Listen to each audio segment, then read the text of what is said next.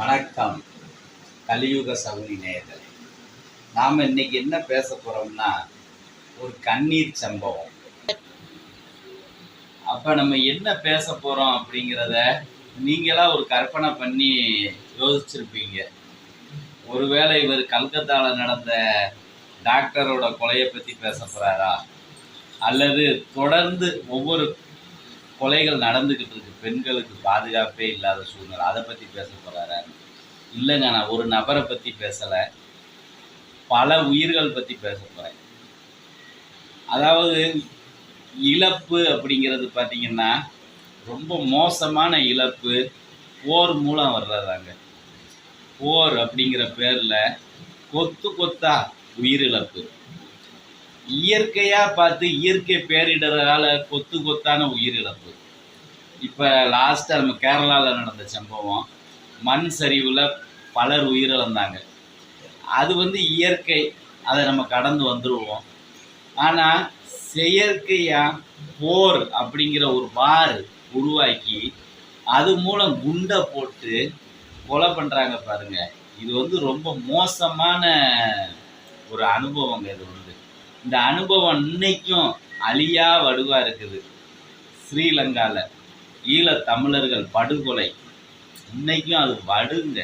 அந்த மக்கள் இன்னும் வெளியே தான் இருக்கிறாங்க, அதை விட்டு வெளியே வரல. அந்த அளவுக்கு மோசமானது. நம்ம மனித இனத்தையே கொல்றது. இது எந்த மிருகத்துக்கு சமமா நம்ம இதை ஒப்பிட முடியும்?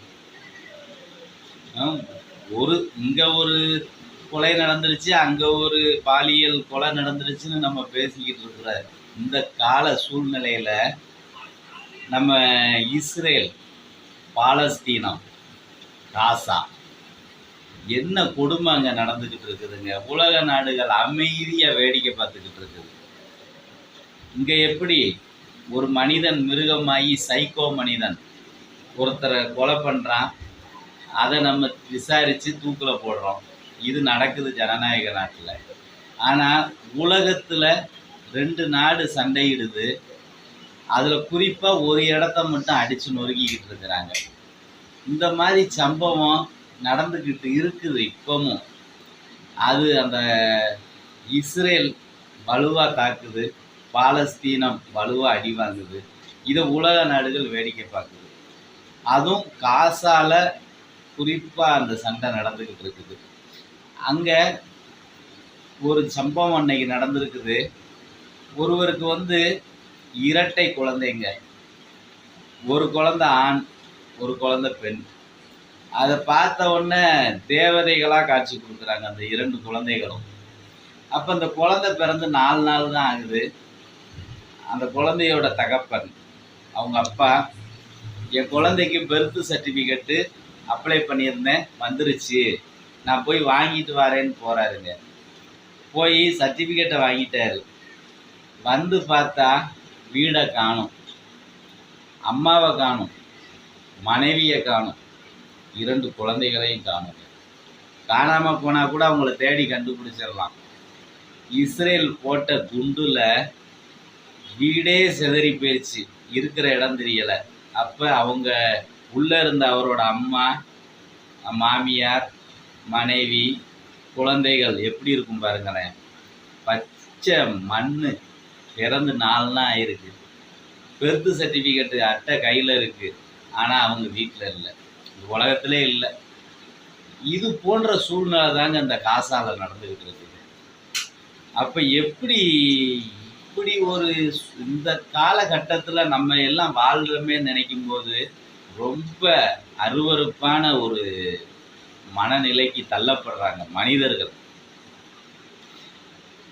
எல்லாம் நம்ம சுதந்திரம்னு பேசுகிறோம், தனிநபர் சுதந்திரம்னு பேசுகிறோம், ஒழுக்கம்னு பேசுகிறோம், எவ்வளவோ விஷயங்கள், நல்ல விஷயங்கள் பேசுகிறோம். ஆனால் மனிதாபிமானமே இல்லாமல் மனிதனை கொன்று அழிக்கிற இந்த செயலை எப்படி அனுமதிக்குது இந்த உலக சமுதாயம் அப்படிங்கிறது தான் தெரியலை. இன்னைக்கு நேத்தா நடக்குது, பல மாதங்களாக அந்த சண்டை நடந்துக்கிட்டு இருக்குது. எப்படி இவங்க ஒருத்தருக்கு ஒருத்தர் போருங்கிறது ஒரு வார்த்தை, ஆனால் எத்தனை குடும்பங்கள் அழியுது. இராணுவம் மோதி செத்தா பிரச்சனை இல்லை, ஆனால் பொதுமக்கள் எதுக்காக சாகணும்? எங்களுக்கு என்ன வெடிகுண்டு வருதுன்னா அதை தடுக்க தெரியுமா பொதுமக்களுக்கு? துப்பாக்கியால் சுட போறாரு, அதுல இருந்து தப்பிக்க தெரியுமா எங்களுக்கு? எதிர்த்து சண்டையிடுறதுக்கு எங்ககிட்ட ஆயுதம் இருக்குதா? எதுவுமே இல்லைங்க. நாங்கள் அன்றாடம் உழைச்சி சாப்பிட்டு சந்தோஷமா வாழக்கூடிய பொதுமக்கள். அந்த மக்கள் மேலே போய் குண்டை நீ போடுற அப்படின்னா என்னங்க இது? ஒரு உலக சமுதாயம், இந்த உலக சமுதாயம் எப்படி இந்த உலகத்தை காப்பாற்றி அடுத்த லெவலுக்கு கொண்டு போக போகுது? தனக்குத்தானே சூனியம் வச்சு சீக்கிரம் அழிய போகிற கண்டிஷனில் தான் போய்கிட்டு இருக்கு ஒவ்வொரு நாடும். எல்லாம் யாரை எந்த நாடை பார்த்தாலும் அணு ஆயுதத்தில் குறைவு இல்லாமல் இருக்கிறாங்க. சண்டைன்னு வந்தால் அந்த காலத்தில் துப்பாக்கி சண்டை நடக்கும்போது, வால் சண்டை நடக்கும்போது கூட பல நாட்கள் நடந்திருக்கு மகாபாரத போர். ஆனால் இன்னைக்கு சூழ்நிலையெல்லாம் ஒவ்வொரு நாட்டிலையும் அணுகுண்டை மாற்றி மாற்றி போட்டு ஒரே நாளில் உலகத்தை அழிச்சிருவாங்க. அந்த அளவுக்கு விஞ்ஞான வளர்ச்சின்னு சொல்லி அழிவை தேடிக்கிட்டு இருக்கிறாங்க. முடிந்தால் உலக நாடுகள் இந்த பாலஸ்தீனம் இஸ்ரேல் சண்டையை நிறுத்தணும். இந்த இஸ்ரேல் யார்கிட்டனாலும் வம்பு இழுக்கிற மாதிரி ஒரு குணம் கொண்ட நாடாக தான் இருக்குது. காரணம், அனைத்து வல்லரசு நாடுகளோட சப்போர்ட் இருக்கிறதால. இப்போ உலக நாடுகளில் வல்லரசு நாடுகள்லாம் சேர்ந்து இப்படி இதை ஊக்குவிக்கக்கூடாது. ஏன்னா ஒவ்வொரு உயிரும் முக்கியமானது தாங்க. அது எந்த ஏழை நாடாக இருந்தாலும் சரி, பணக்கார நாடாக இருந்தாலும் சரி, எல்லாம் உயிர் தானே. ஸ்ரீலங்காவில் நடந்த சம்பவம் ஒரு வழியாக முடிவுக்கு வந்தது. ஆனால் அங்கேயும் நிம்மதியான வாழ்க்கை இப்போ வரைக்கும் இல்லை. காரணம், அங்கே பொருளாதாரம் எல்லாம் அழிஞ்சு போச்சு. போரோட பின்விளைவுகளை பாருங்கள். போர் நடந்து முடிஞ்சு போச்சு, அங்கே இன்னும் மக்கள் உணவுக்கு கஷ்டப்படக்கூடிய சூழ்நிலை அன்றாட வாழ்க்கைக்கு நடந்துக்கிட்டு இருக்கு. ஏன்னா ஒரு காலத்தில் ஸ்ரீலங்கா வல்லரசு நாடு, இருந்த பணத்தெல்லாம் போருக்கு செலவு பண்ணிருச்சு. இன்னைக்கு அந்த நாட்டு கவர்மெண்ட்டை நடத்துறதுக்கு கூட பணம் இல்லை. மக்கள் பார்த்தோம் நம்ம போன வருஷம் அவங்களோட அந்த பாராளுமன்றத்துக்குள்ளே போய் பிச்சு உடச்சி எரிஞ்சு அந்த அதிபர் ஓடுனதெல்லாம்.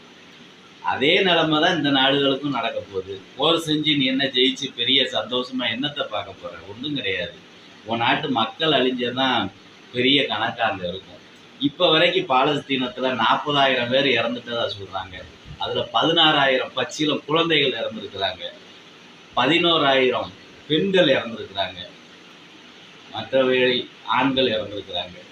இதாங்க வளர்ச்சி.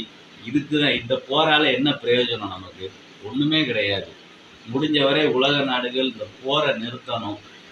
அப்படி போர் செஞ்சால் இராணுவம் மட்டும் சண்டை போடட்டும், மக்களை எந்த வகையிலையும் துன்புறுத்தக்கூடாது. கரெக்டாக அந்த குறிப்பாக அந்த மக்கள் வாழ்கிற பகுதியில் போய் குண்டை போடுறான். இதனால என்ன கிடைக்க போகுது? அந்த இஸ்ரேல் இராணுவத்துக்கு என்ன கிடைக்க போகுது? பாலஸ்தீனம் அங்கே குண்டை போட்டு பாலஸ்தீனத்துக்கு என்ன கிடைக்க போகுது? செய்திகளை பார்க்கும்போது உண்மையிலேயே மனிதாபிமானம் கொண்டவங்களோட இதயம் குமுறுது. இப்படி உலகம் போய்கிட்டு இருக்கே அப்படின்னு. புத்தர் என்ன சொல்லிட்டு போயிருக்காரு? அகிம்சைய கடைபிடிச்சு வாழுங்கன்னு இருக்காரு. இயேசு என்ன சொல்லியிருக்காரு? தட்டுங்கள் திறக்கப்படும், கேளுங்கள் கொடுக்கப்படும் இருக்காரு. உங்களுக்கு என்ன வேணும் கேட்டு வாங்குங்கன்னு இருக்காரு.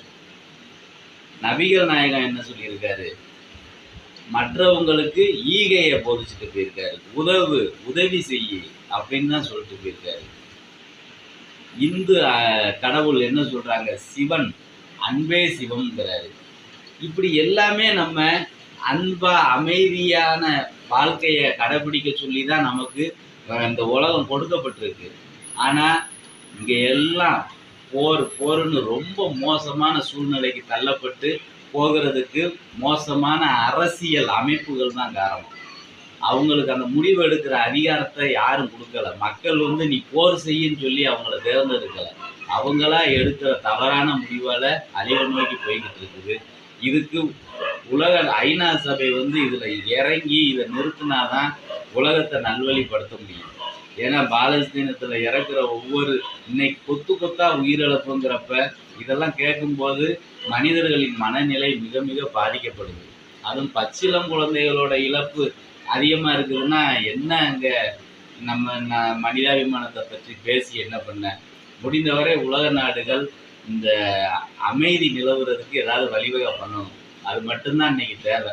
அமைதியை தவிர வேற எதுவுமே தேவையில்லை.